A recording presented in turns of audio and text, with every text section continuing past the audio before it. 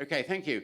And now, as they say, for something completely different, from Ambassador Varma on my right, who's going to talk about the Vladivostok-Chennai Maritime Corridor. So, Admiral, over to you. Thank you.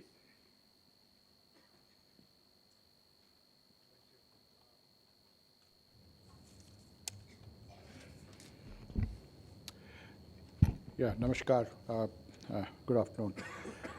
Admiral Hari Kumar,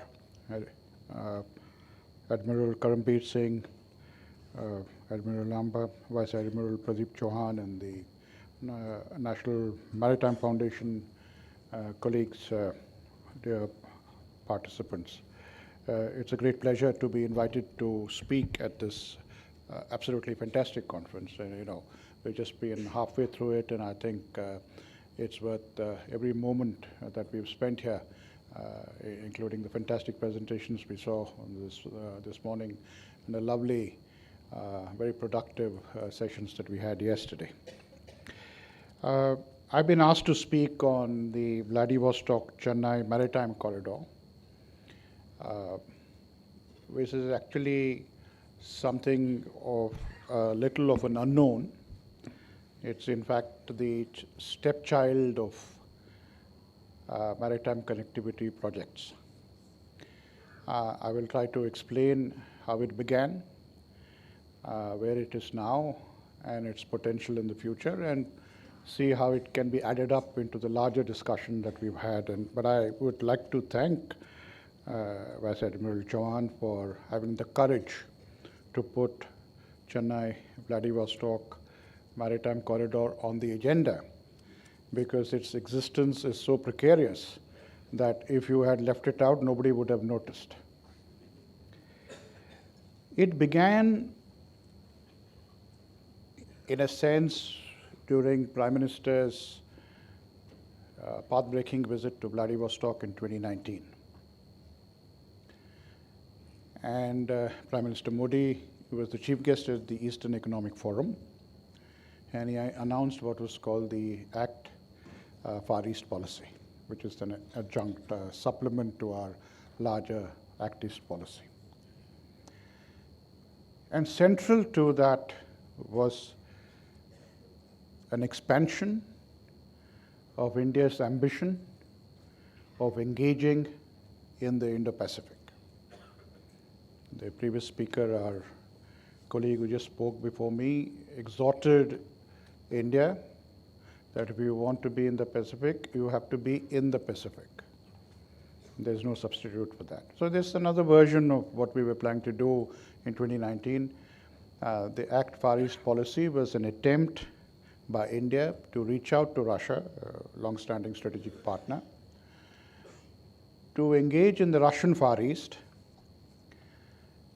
so that we strengthen Russia's ability to engage with its own territory, its extended territory, in a region which is more and more dominated by China. So we were in a sense, geo-economically, geopolitically, reaching out into the backwaters, the back end of China. We had some good discussions with the Japanese, and I think there was even at some stage an idea of an India, Russia, Japan trilateral. We had good discussions with the Koreans. Prime Minister announced $1 billion of credit to Russia for the ACT Far East policy. But all this was in 2019. As part of that, we also signed a memorandum of understanding between the Ministry of Shipping of Russia and our Ministry of Shipping to re-establish a maritime corridor between Chennai and Vladivostok, which is a more popular way of saying it is re-establishing contact between maritime connectivity between the eastern seaboard of India and the eastern seaboard of Russia. Of course, much water has flown down the Ganga after that, and the Volga. We have had the Russia-Ukraine war. The geopolitics of the world has changed quite considerably. So our ACT Far East policy is, in a sense, a little slower than anticipated. But it is a project that will never be abandoned, because finally at some stage we will have to engage with that part of the world. But the conceptual strategic underpinning of that engagement is already in place. So subsequently after that, the Chennai port, under the Ministry of Shipping, conducted a feasibility study with the Russian counterparts and produced a report in February 2022 on the viability and the feasibility of this project of the Eastern Maritime Corridor, the Chennai-Vladivostok Corridor. As I said, there were active shipping links between during the Soviet period, between the eastern coast of Soviet Union and India, but that fell into disuse largely on account of collapse of the Soviet shipping fleets and our major turn westwards. But the need for connectivity, like we had a very good discussion yesterday on the North-South corridor, to the maritime route to reach back into the Eurasian continent. If we had the North-South corridor, international North-South corridor, which goes through Iran to Central Asia, the Caspian Sea, on into Russia, I think this was also envisaged as linking between the eastern maritime coasts of India and Russia. The traditional route currently used for bilateral trade, which is all Western oriented, say for example, Mumbai to St. Petersburg is about 8,700 nautical miles, takes an average sailing time of about 35 to 40 days. But if you do Chennai-Vladivostok, the route is about 5,600 nautical miles and takes about 10 to 12 days less. So there is almost 30, 35%, 40% saving in time. It has not picked up in the previous years because bilateral trade generally was low between India and Russia. But I think bilateral trade was also westward. I mean, most of the trade that we do with Russia is through the western ports of Novorossiysk and to St. Petersburg. But I think this will change in a course of time, and in a sense, the Chennai-Vladivostok corridor, in a sense, anticipates the changes that are major changes that are going to come about.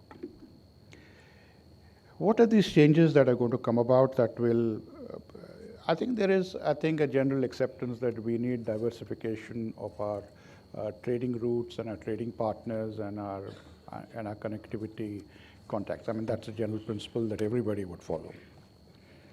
But I think India's economic needs, as we move forward, I think are changing with respect to fertilizers, coking coal, LNG, and crude oil. There is considerable prospect for using the Eastern Maritime Corridor, and it has already picked up. We signed an MOU with Russia for import of coking coal, which is now very essential for our steel industry. And we anticipate that import of Russian coking coal will increase from 10 million tons to about 40 million tons, 4 times more in the next 2 decades. Similarly, we are getting fertilizers from Russia, which is in this Russia-Ukraine conflict situation. We have an MOU with Russia for preferential concessional supply of long-term supply of fertilizers, and a lot of fertilizer supply is also expected to turn east, though a lot of it is coming from the west. India could import about 30% or more of its coking coal requirements by 2040. And the eastern maritime coast, our eastern coast, would see about 65% of Indian coking coal coming from Russia. All of you are aware that we are importing more oil from Russia presently. Our bilateral trade is $48 billion, $45 billion of which consists of oil, largely on account of the price differential that we enjoy due to our good relations with Russia and Russia's willingness to provide this. LNG is also expected to increase. We get some LNG imports from the east coast of Russia, but these are expected to increase in the future. Container trade is presently small, about 6 mmTPA. We expect it to raise to about 30 mmTPA in the next 2 decades. So how do we add it up? It's presently small, but it is insignificant both for Russia and for India. But I think it's catching on to a geopolitical change that will yield dividends and results in the future. Russian ports on the Russian Far East are, the major ones are Nakotka, Vladivostok, and Vostochny. There are 6 or 7 other ports. There is possibility for Indian investments in the ports in that area, and we can also look at inland investments of India to make in coking coal, in fertilizer, and things like that. Our ports on the Indian eastern coast, Chennai, Vizag, Kakinada, Krishnapatnam, Paradeep, and others are there, but these will need to be expanded. Now there is a change that is taking place in India, which is quite significant, which will again add a boost to the Eastern Maritime Corridor. There is very little oil refinery on the east coast, but this will increase. There is very little LNG capacity on the east coast. This will increase. East coast is basically for coking coal and fertilizer, which is already there, but the capacities are going to increase. So the internal adjustment within India will, I think, correspond to the fact that we will look to our engagement with Russia. All the major shipping lines operate on this route. Maersk, MSC, CMA, HL, ZIM. I think we also need our own shipping lines with greater civil shipping capacity, but that's a general point, not just confined to this particular issue. What then are the challenges? Of course, the challenges are that this is an incipient project. It is it's very low level of trade, hence there is very low level of awareness or willingness on part of companies to use it. There is need for infrastructure development on both sides, including mining, ports, inland transportation, port capacity. Greater level of trade to make it more commercially viable. A lopsided trade makes it unviable for shippers to take back empty containers. There are, of course, mutual need for mutual investments in shipping capacity, ports, harmonization of regulatory procedures, and things like that. I think the Ministry of Shipping is moving slowly, step by step, in this direction, but I expect this to pick up in the future. But there are also larger contextual factors such as sanctions, weak institutional arrangements. We have problems of banking with Russia, weak trade bodies. You know, there are other contextual which also impact on the. How do we add all this up? Due to Western sanctions on Russia, Russia is pivoting towards the east. It supplied more than 130 billion cubic meters of gas to Europe, and that will be available for supply to either east to China or south to India.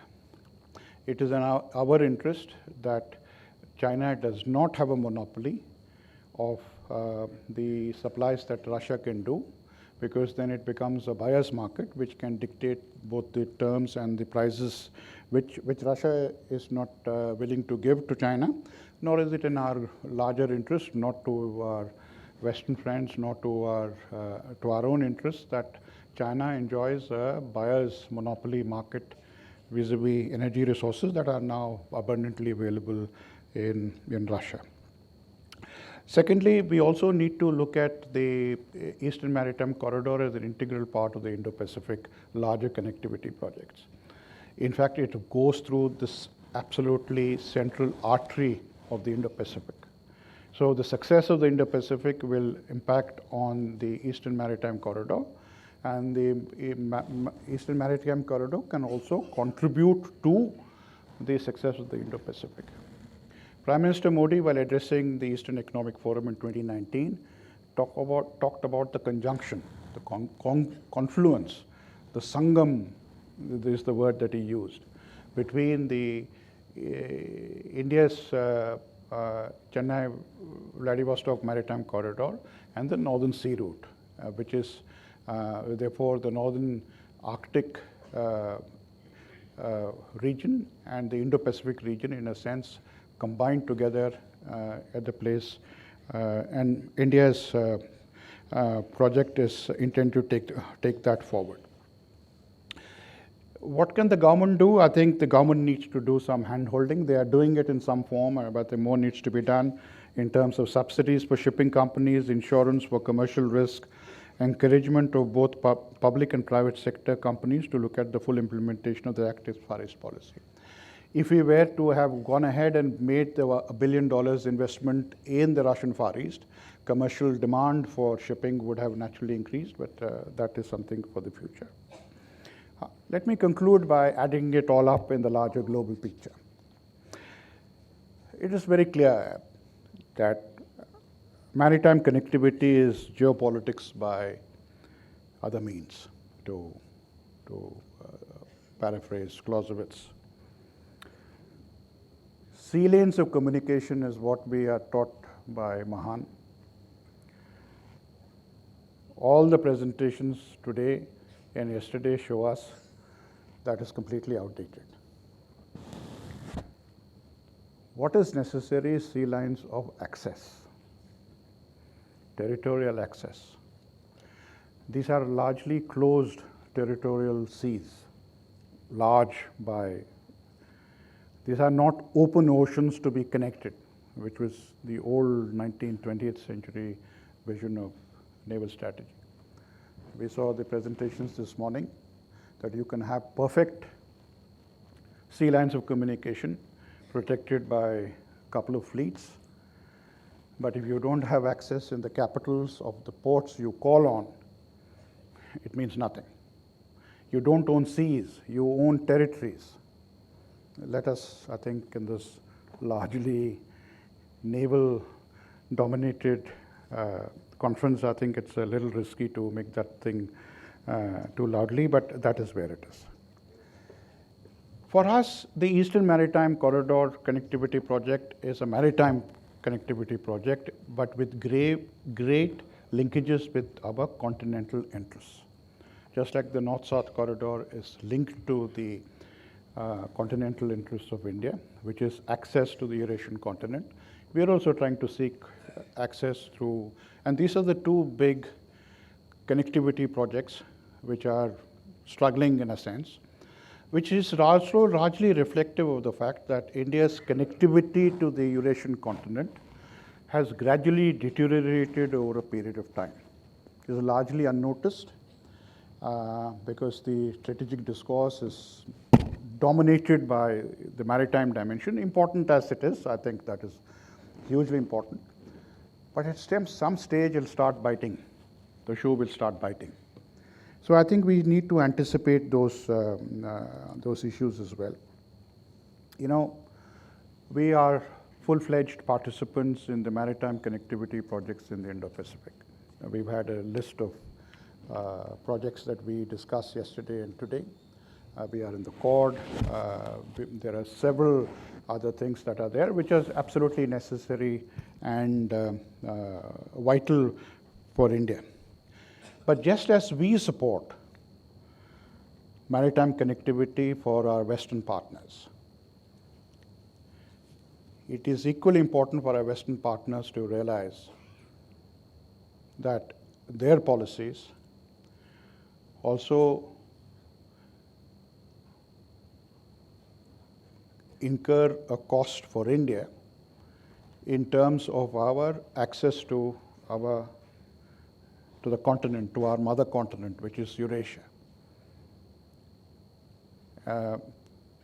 Presently, I think that disconnect is fairly obvious, but I think as we go along, we need to take into account the large geopolitical changes that are taking place now as a result of the Russia-Ukraine war and the larger geopolitical conflict that has emerged between the great powers, where a certain disconnect between continental security and maritime security is emerging, and it is in our interest that we all put it together. The Eastern Maritime Corridor will sail or sink finally if it is commercially viable. It will be unmourned if it dies, but I think we would have, in its loss, lost our larger geopolitical vision of engaging with some of our partners on the Eurasian continent, consistent with the larger geopolitical trends that are taking place. But I must say that this conference has given us an additional insights, very valuable insights into how the world is changing both in the maritime domain. But I thought in my presentation I will add the Eastern Maritime Corridor as a window to the larger scope of changes that are taking place, and I thank you very much for your attention. Thank you. Thank you very much indeed, Ambassador, for fascinating insights into what I would call an experiment in cooperative maritime connectivity that's being conducted in the shadow of war.